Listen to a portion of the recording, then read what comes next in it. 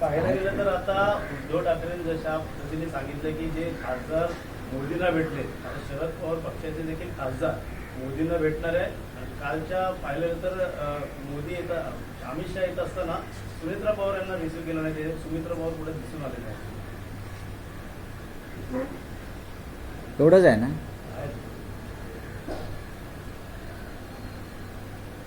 शिवसेना पक्षप्रमुख उद्धव ठाकरे यांनी काल पत्रकार परिषद घेऊन पंतप्रधान नरेंद्र मोदी हे अप्रत्यक्षपणे न्यायव्यवस्थेवर म्हणजे सुप्रीम कोर्टावरती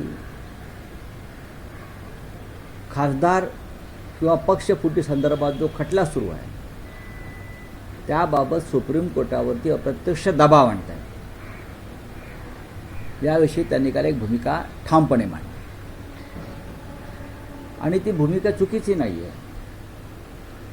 4 वर्ष प्रलंबित असलेल्या खटल्याची सुनावणी आता सुरू झाली. पक्ष आणि चिन्हाबाबत हे जे ठाण्याचे टिकूजीराव आहेत बरं का, त्यांना परस्पर पक्ष दिला निवडणूक आयोगाने. विधिमंडळातले आमदार सोडून गेले म्हणून आता विधिमंडळातला एक पक्ष वेगळा आहे आणि मूळ पक्ष वेगळा आहे.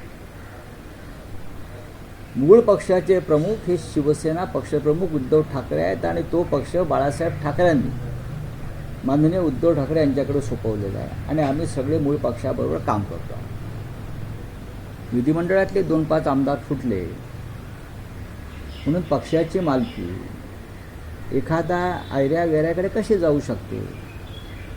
तरी आमदार फोडले, आता खासदार फोडले आणि फुटलेले खासदार म्हणजे मी तर काल म्हणालो की देशाच्या प्रधानमंत्र्यांच्या निवासस्थानी केटरिंग सर्व्हिस उघडलेली आहे. गद्दाराने यावाने खाऊन जावं. तुम्हाला गद्दारांना जेवणावळी घालायला वेळ आहे. तृणमूलच्या, आम आदमी पार्टीच्या, शिवसेनेच्या. पण संसदेमध्ये 16 दिवस झाले विरोधी पक्ष तुम्ही येण्याची मागणी करतोय संसदेत, तिकडे तुम्ही येऊ शकत नाही. या देशाच्या लोकशाहीची आणि संविधानाची इतकी विटंबना गेल्या 75 वर्षात झाली नसेल.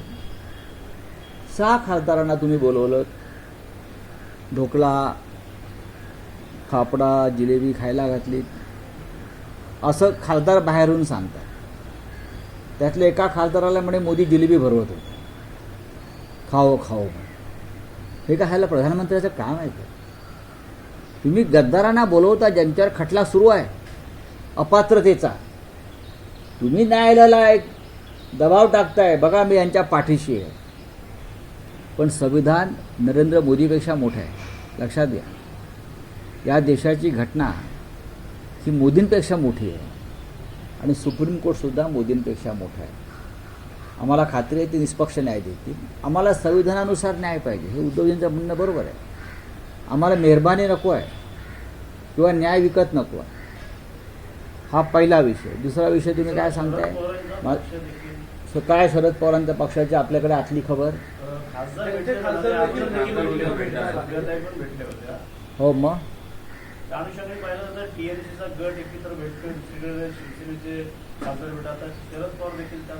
माझं आत्ता सुप्रियाताई सुळेंशी बोलणं झालं आणि ह्याच विषयावर बोलणं झालं. मी माहिती घेत होते, त्यांनी माहिती दिली स्वतःहून. कुठेही संभ्रम नको महाविकास आघाडी किंवा इंडिया ब्लॉकमध्ये. नरेंद्र मोदी आणि अमित शहा हे खासदारांनाच भेटत नाही आहेत, विरोधी पक्षांच्या संसदेमध्ये येत नाही. त्याच्यामुळे महाराष्ट्रातल्या अनेक खासदारांचे प्रश्न प्रलंबित आहेत. राष्ट्रवादी काँग्रेसच्या 2 खासदारांनी काही प्रश्नांसंदर्भात प्रधानमंत्र्यांना भेटण्याची इच्छा व्यक्त केली होती. तेव्हा सुप्रियाताई सुळे म्हणाल्या, मग आपण सर्व खासदारांचे प्रश्न एकत्र घेऊन जाऊ. आणि मग त्यांनी प्रश्न, ते 8 खासदारांचे सगळे प्रश्न आहेत त्यांच्या राज्यातले, जिल्ह्यातले, त्याचं एकत्रीकरण करून त्यांनी प्रधानमंत्र्यांची वेळ घेतलेली आहे आणि त्या प्रधानमंत्र्यांना भेटणार. तुमच्या मनामध्ये ज्या काही शंका आहेत त्या शंका तुम्ही ताबडतोब पुसून टाका. हे मी वारंवार सांगतो. कोणीही कुठेही जात नाही आणि कोणीही महाविकास आघाडी सोडत नाही. आणि शरद पवारांची राष्ट्रवादी ही महाविकास आघाडीचा एक महत्त्वाचा घटक आहे आणि पवारसाहेब आमचे मार्गदर्शक आहेत. तो नरेंद्र मोदी संसदेत येतच नाहीये, ही देखील खेदाची बाब नाही वाटत का आपल्याला? लाजिरवाणी बाब आहे. खेदाची काय? देशाचे गृहमंत्री आणि देशाचे पंतप्रधान संसदेच्या सभागृहात येत नाही. त्यांनी नेहरूंच्या चारित्र्याची पारायणं केली पाहिजे की संसदीय परंपरा कशा जपाव्यात आणि संसदीय लोकशाहीमध्ये विरोधी पक्षाचा सन्मान कसा राखावा या परंपरांच्या संदर्भात मोदी आणि शहा यांनी पंडित जवाहरलाल नेहरूंच्या चारित्र्याची आणि त्यांच्या संसदीय कार्याची पारायणं केली पाहिजे. एवढंच मी सांगेन. प्रशांत किशोर यांनी खरं सुनेत्रा पवार यांची भेट घेतलेली होती. त्याच्यानंतर अमित शहा जे आहेत ते मुंबईत आलेले होते. एअरपोर्टवरती सुद्धा सुनेत्रा पवार जे आहेत त्या रिसेप्शनला आले नाहीत. बैठकीला सुद्धा गैरहजर आहेत. म्हणजे महाविकास मला त्यातलं काय माहीत नाही. तसं काय तुमच्या डोक्यात असेल. बघा हा मुळात हे सगळे पक्ष जे आहेत महायुतीमध्ये खडा वगैरे पडला आहे सगळे. कसले खडे? हे धोंडे आहेत सगळे. खडे कसले हे? मुळात हे दोन्ही पक्ष जे आहेत शिंदेंचा पक्ष आणि अजित पवारांचा पक्ष, या पक्षाची मालकी अमित शहाकडे. या पक्षाची स्थापना अमित शहाने केली.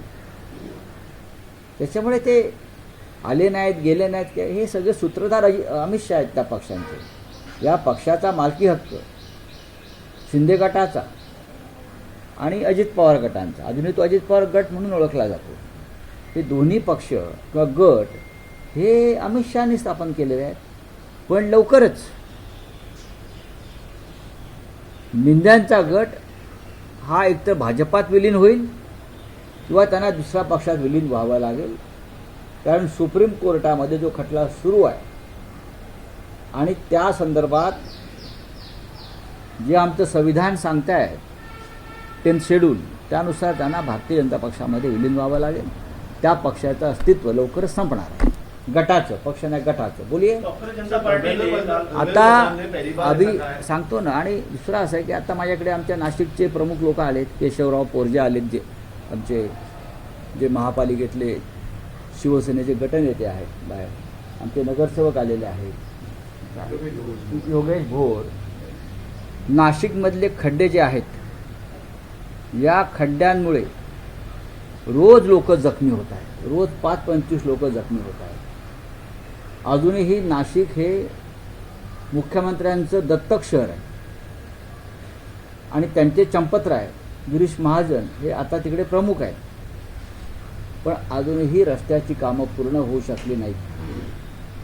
काल आमचे सगळे नगरसेवक केशव पोरजे यांच्या नेतृत्वाखाली सभागृहात गेले. हाताला बँडेज, डोक्याला बँडेज बांधून प्रातिनिधिक स्वरूपात की आता तरी प्रशासनाचं लक्ष जाऊ द्या आणि रस्त्यांचे खड्डे दुरुस्त करायचं काम करा. पण अजूनही सगळे रस्ते ना कसे पूर्ण रस्ते अजूनही काम व्यवस्थित खड्डे भरण्याचं किंवा रस्ते करण्याचं सुरू झालेलं नाही. आणि त्या संदर्भातलं एक मोठं आंदोलन लवकरच शिवसेना नाशिकमध्ये करणार आहे. ते आंदोलन इतकं मोठं असेल की महाराष्ट्रातले खड्डे त्या आंदोलनामुळे भरले जातील. मुख्यमंत्री, या राज्याचे मुख्यमंत्री देवेंद्र फडणवीस हे नाशिकसारखं शहर दत्तक घेतात. 2दा मुख्यमंत्री झाले. अजूनही ते त्यांचंच दत्तक विधान आहे. नाशिकला जातात, हेलिकॉप्टरने उतरतात, कधी विमानानं जातात. लोकांनी कसा प्रवास करायचा? लोकांनी मरायचं, खड्ड्यात पडून जखमी व्हायचं. हजारभर लोक गंभीर स्वरूपाचे जखमी झालेले. 4 लोकांचा मृत्यू झाला, 6 लोकांचा मृत्यू झाला. त्या सामन्यानं अग्रलेख पण लिहिला होता आम्ही. 6 लोक मृत्यू पावली, 5-6 जण कोमात आहेत. योगेश बरोबर ना? 5-6 जण कोमात आहेत. याचं गांभीर्य तुम्हाला नाही. त्या राज्याच्या मुख्यमंत्र्यांना, राज्याच्या उपमुख्यमंत्र्यांना, त्या जिल्ह्याच्या पालकमंत्र्यांना फक्त ठेकेदारी सुरू आहे. आता कुंभमेळा आला, ठेकेदारीचीच कामं चालू आहेत ना. त्या साधू संतांनी खड्ड्यात पडायचं आहे का तिकडल्या? जे साधू संत, जे आखाडे येणार आहेत, शंकराचार्य येणार आहेत, त्यांना ते तुम्ही खड्ड्यातून प्रवास करायला लावणार आहात का? हिंदुत्व खड्ड्यात घालताय का? आणि त्यासाठी नाशिकचे सगळे प्रमुख लोक आता आले आणि दणका देणार आम्ही. छगन भुजबळांना आमंत्रण करणार काय आंदोलनामध्ये? त्यांनी पण आवाज उचललेला त्या संदर्भात. हे आंदोलन सरकार विरोधी आहे, सरकारचा नाकारतेपणा विरुद्ध आहे. महापालिकेचे जे प्रशासन आहे, महापालिकेचे जे आयुक्त आहेत किंवा कुंभमेळा आयुक्त, नवीन काहीतरी एक पद निर्माण झालं आहे, आणि मुख्य म्हणजे चंपतराय भाजपचे, गिरीश महाजन, हे त्यांच्या विरुद्धचं आंदोलन आहे. नाशिकची कशी लूट केली, पैचा हिशोब आम्हाला मागावा लागेल. कुठे गेला पैसा? हा बोलिए आप. मुंबई गोवा महामार्गाचा जो प्रश्न आहे, स्वतः राज ठाकरे भड़काया गया था, हाँ? गुमराह किया गया था. धर्मेंद्र प्रधान ने कहा है कि जयंती को जो भटकाया गया था, गुमराह किया गया था. किस तरह से आप देखते हो? ये धर्मेंद्र जो प्रधान जी है, कहाँ से रिसर्च करके आते हैं? अगर भड़काया गया था तो भड़काने वाला आप ही है ना. जैन जी भड़क गए आपकी वजह से. जिस प्रकार से आपने एजुकेशन मंत्रालय चलाया, नीट के पेपर लीक हो गए, बार बार एग्ज़ाम पोस्टपोन किया गया, तो लोग भड़क ही जाएंगे बच्चे. आप जिम्मेदार हैं. क्या भड़काया गया? देखो बार बार कोई ये बीजेपी का, आरएसएस के लोग बोलता है जैन जी देशद्रोही है, ये बोलता है उनको भड़काया गया. बीजेपी के लोग बोलता है जैन जी टुकड़े टुकड़े गैंग है. एक बार बैठकर एक मीटिंग लीजिए आप लोग, धर्मेंद्र प्रधान जी, फिर प्रधानमंत्री मोदी जी, फिर उनके राष्ट्रीय अध्यक्ष नितिन नवीन जी, आरएसएस के प्रमुख, एक बार सब बैठ लीजिए परिवार और तय कर लीजिए जैन जी के बारे में, युवाओं के बारे में उनकी क्या राय है. टुकड़े टुकड़े गैंग है, वो बच्चे राष्ट्रभक्त है, बच्चे भटक गए हैं, बच्चों को भड़काया गया है, बच्चों का इस्तेमाल किया है. एक बार तय कर लीजिए और फिर सामने आइए, अलग अलग बात मत करिए. एमपी जो मिलने गए थे मोदी को, उस बारे में क्या कहना आपको? क्योंकि देखा जाएगा तो एकनाथ शिंदे बोलते थे कि महाशक्ति है उनके पीछे. अभी ये मिलने गए खासदार हो गए.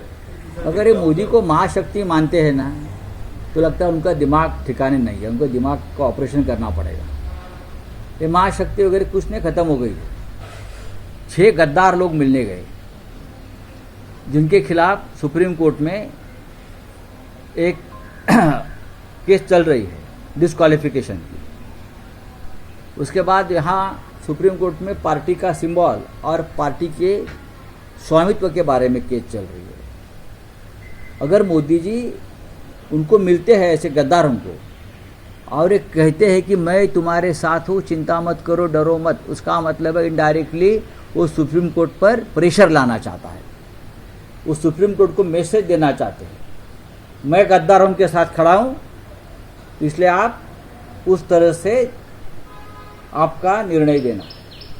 ये इनडायरेक्टली प्रेशर टैक्टिस है सुप्रीम कोर्ट के ऊपर और एक गलत है. मोदी जी किसको सपोर्ट कर रहे हैं? गद्दारों को. संविधान के खिलाफ मोदी की ये कृति है. चलो थँक यू. आरएसएसच्या कार्यक्रमामध्ये मोहन